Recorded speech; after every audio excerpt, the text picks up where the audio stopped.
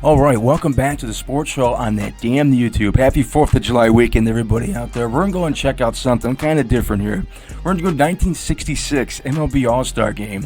Why? I don't know. Well, let's just go and check this out. So this is the 1966 MLB All Star Game. You got Koufax, you got Roberto Clemente, Hank Aaron. So this should be cool stuff. Thanks for watching. Don't forget to like, subscribe. Let's do it.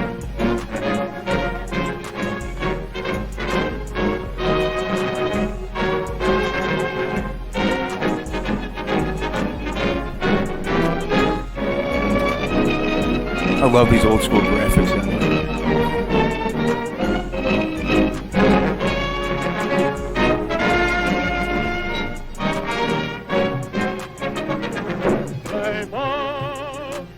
St. Louis, gateway to the west, and the huge gateway arch, made of stainless steel and towering 630 feet high, symbolizes the city's important role in American history. Another great structure in St. Louis's new Civic Center development is Bush Memorial Stadium, scene of baseball's 37th annual All-Star Game. The Midsummer Dream Game was inaugurated in 1933. First, the American League dominated the competition, but in recent years, the pendulum has swung to the National League, which now leads in victories 18-17. Bobby Knopf, the Angels' star second baseman, takes some practice swings. Stan Musial and Ted Williams, the greatest hitters of their time, who were rivals in many of these star-spangled contests, get together behind the batting cage. Dick McCall. You know, just watching this, baseball's lost a lot of its luster, in my opinion, with interleague play. I mean, it's cool to see Mike Trout go out and play, in LA and the Dodgers, and Shohei Ohtani going out there and playing whoever National League team. That's cool stuff, but I think it really took away from what made baseball kind of special, where the National League and American League would only play whether it was an All-Star Game or the World Series. And events like this, when you get to see the stars match up who haven't really played each other, I think that it does add something special to it that a lot of other sports didn't have. It might have been in kind of an outdated philosophy as far as not having both leagues play each other, but still, it made it pretty damn special at the All-Star break and the World Series to see teams, the stars from both teams playing each other that you normally would not see. So that's just my damn opinion. Olaf, Detroit's slugging shortstop, already has grabbed a bat. Hank Bauer, whose Orioles are far in front in the American League, is a coach in today's game. Bauer's key men are the Robinson boys. Here's Frank, the slugging outfielder. The other is Brooks Robinson, fine clutch hitter and brilliant third baseman. Ted Williams and Casey Stengel, newly elected Hall of Famers, are honorary coaches. Pittsburgh's strong-armed Roberto Clemente shows how he throws. Carl Yastrzemski of Boston, 1963 batting champion, warms up. Al Kaline, Detroit's veteran star, who has a .306 lifetime average, mops the perspiration off his face. Hank Aaron of the Atlanta Braves leads the majors with 26 homers. Tony Oliva, a two-time batting champion, talks it over with Cleveland's Rocky Colavito. And here is Leo Cardenas, star Cincinnati shortstop, unlimbering his arm. Ron Santo of the Cubs, still recovering from a fractured cheekbone, nevertheless will play in today's game. Willie McCovey, San Francisco's big bomber, is as loose as ever. Earl Batty talks with the American League bat boy. Willie Mays of the Giants, a standout in all-star competition, has the most hits, most runs, and most stolen bases. Stan Musial and Ted Williams, who is talking with Willie and Herman Franks, hold most of the remaining all-star records. President Joe Cronin of the American League and Warren Giles, the National League president, chat with Casey Stengel. The band swings smartly onto the field for the pregame ceremonies. The players of the All-Star squads take the field and line up on the first and third base foul lines. The players and the fans come to attention for the traditional playing of the Star-Spangled Banner. Commissioner William Eckert supervises his first All-Star game. The rival managers, Sam Mealy and Walter Alston, meet with the umpires. Mealy and Alston shake hands with Vice President Hubert Humphrey.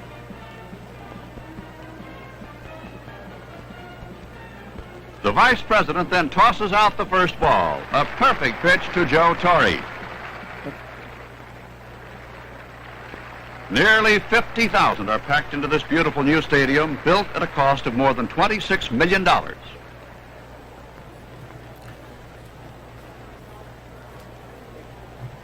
And there go the National. You know, at some point, I want to say it was, the late 60s, early 70s, baseball kind of got caught up in the cookie-cutter stadiums where everything looked alike.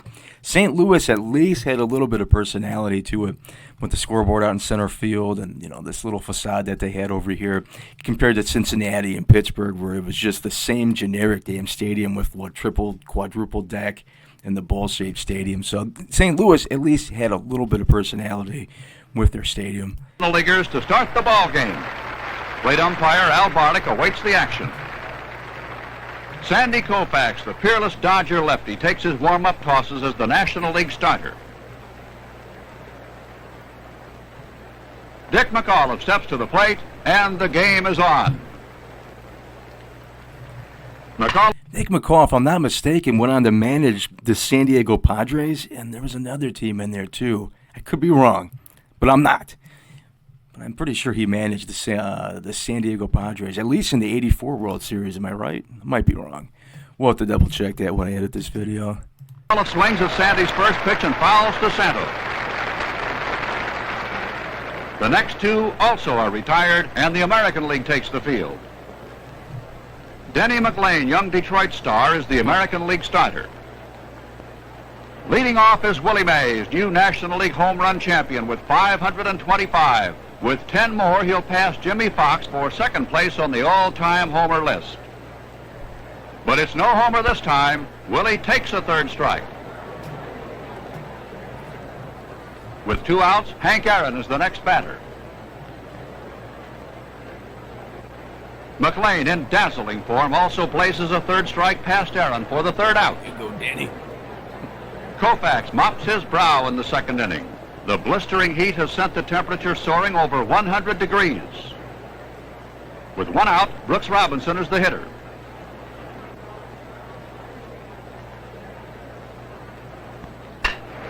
Robinson smashes the ball into left field. Aaron comes rushing in and attempts a shoestring catch, but he misses. Hank falls and scrambles back to his feet to pursue the ball. Meanwhile, Robbie continues around the bases and pulls up at third with a triple. With Koufax obviously in a jam, catcher Joe Torre goes to the mound to talk over the situation. After retiring George Scott, Koufax seems out of trouble, but with Bill Freehan at the plate, Sandy unleashes a wild pitch. Robinson scores, and the American League leads 1-0. That was a catcher for the Detroit Tigers, Bill Freehan. I actually read his autobiography, which came out, I think, in 1969, the year after the Tigers won the '68 World Series, called Behind the Mask. A lot of weird stories in there about Denny McLain. But Bill Freehan would go on to be the coach of the University of Michigan for a few years here, collegiately. Wow, that's cool stuff. In the National League second inning, McLain retires the 4th man in a row, and then faces Ron Santo. The Cub slugger rips a line drive toward the foul line, but Brooks Robinson is there. Mr. Impossible grabs it for a dazzling play.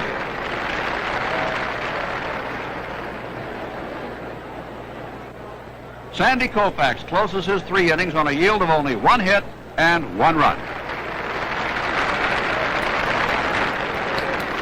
Curt Flood bats for Koufax in the National League third. Curt Flood. McLain pitches, and Curt caroms a bouncer off Denny's leg to Tanaka, who throws him out. Curt Flood, I believe, the first free agent in Major League Baseball, right? Yeah, I think so. And that completes 3 perfect innings for the sensational Tiger hurler. Jim Bunning of the Phillies is the National League pitcher in the 4th. He thereby sets a new record. Sorry to keep pausing here, but I believe Jim Bunning was a relief pitcher for the Detroit Tigers as well. I don't know if he was on the '68 team, but I'm pretty damn sure he was on the Tigers at one point. With 8 appearances in All-Star play, the first 5 as an American leaguer with Detroit. Jim pitched a regular season perfect game 2 years ago. Jim Cott, the big Minnesota lefty, takes over the American League pitching in the 4th.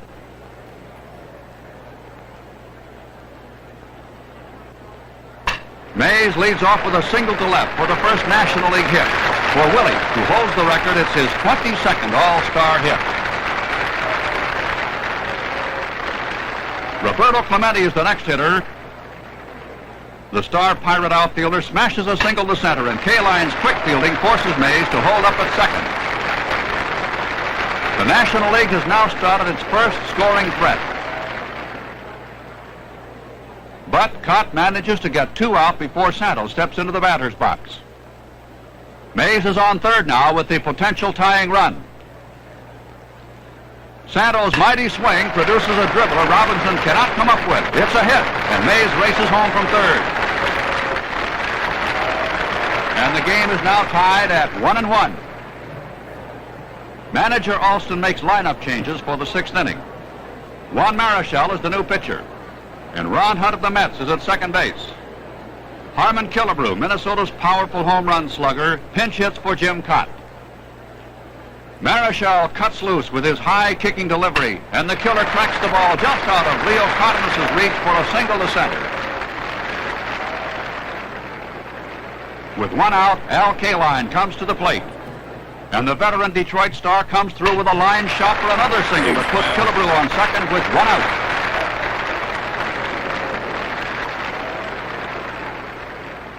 Jim Fregosi runs for Killebrew, but Marichal checks the rally. Mel Stottlemyre of the Yankees pitches the bottom of the 6th. Umpire Jim Honachek signals lineup changes to the announcer, with Earl Batty going behind the plate and Fregosi to shortstop. Stottlemyre takes the sign with Clemente on second base following his 2-base hit with 1 away. The Yankees sinker baller delivers, and Hank Aaron slashes the ball to Brooks Robinson. The Baltimore fielding marvel once again makes a fine play to throw out hammering Hank.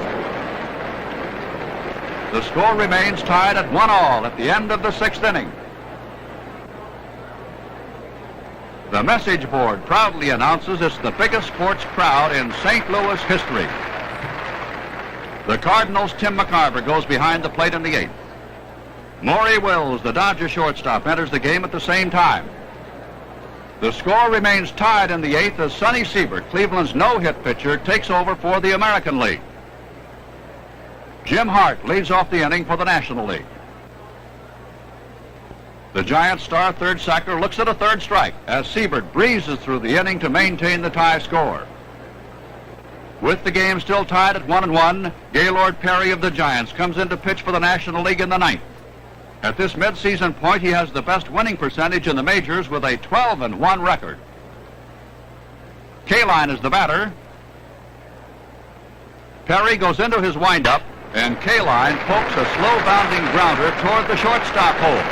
But Ron Santo comes across to grab the ball, juggles it momentarily, and then recovers quickly to throw him out.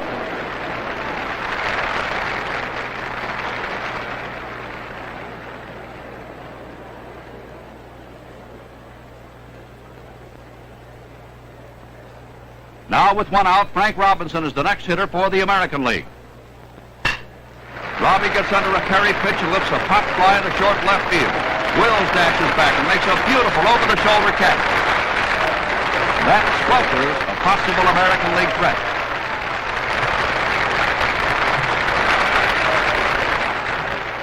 In the National League 9th, there are 2 out with Santo at bat. Tommy Agee, the star White Sox rookie, is in center field.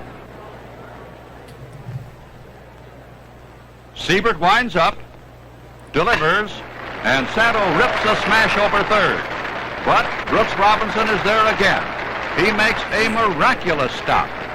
He uses both hands to clutch the ball and then throws Santo out.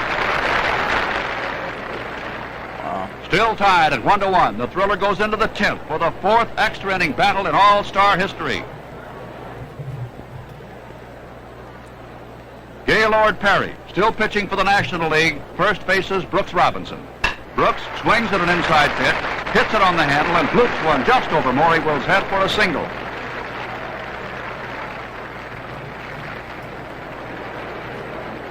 That brings up Detroit slugging Norm Cash.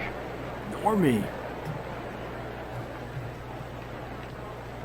Perry unleashes a high fastball that sails away from McCarver for a wild pitch, and Brooks Robinson goes to second base. Perry retires Cash, but he's still having trouble recovering his control. He can't get that ball over, and Earl Batty walks. Alston goes out to talk with Perry while McCarver and Santo listen in. With only one out, it's a tough spot for the National League.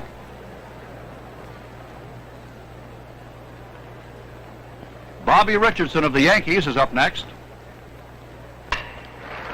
Bobby lets the pop foul behind first base, and McCovey reaches into the field boxes for a sensational one-handed catch. That's 2 out. But Perry now faces Jim Fregosi. The Angel shortstop takes a mighty swing, but fans, and that ends the American League threat. Washington's Pete Rickard comes in to pitch, and Tim McCarver gets ready to lead off for the National League in the bottom of the 10th. McCarver picks on the first pitch and singles to right. Ron Hunt gives a signal from the batter's box. Norm Cash edges in. Hunt lays down a bunt toward first. Rickard moves in quickly to field the ball. He looks at second base, but decides he doesn't have time for a force out. Instead, he makes the sure play at first base.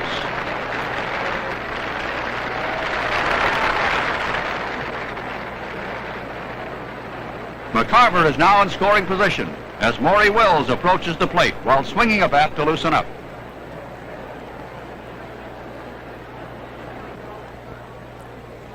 Pete Rickard checks the runner at second base, then fires, and Wills slashes a line single into right center field. Here comes McCarver around third. He scores, and the National League wins 2-1. Coach Harry Walker, who waved McCarver in, leads the swarm of National Leaguers, Alston, Perry, Mays, and all the rest, congratulating McCarver and Wills, the final heroes of the day. Biggest winners of all, however, were the fans. It was a real thriller, worthy of the All Star label. So throw all your dishes away. We're gonna cheer and boo and raise a hullabaloo at the ball game today. At the ball game, a wonderful ball game today. I love these old fonts from the 50s and 60s and with the colors and just cool stuff, man. So there it is, 1966 MLB All Star Game. Why did we watch it? I don't know, just for the damn hell of it. How about that? So there it is. If you made it this far, thanks for watching. Don't forget to like, subscribe. See ya.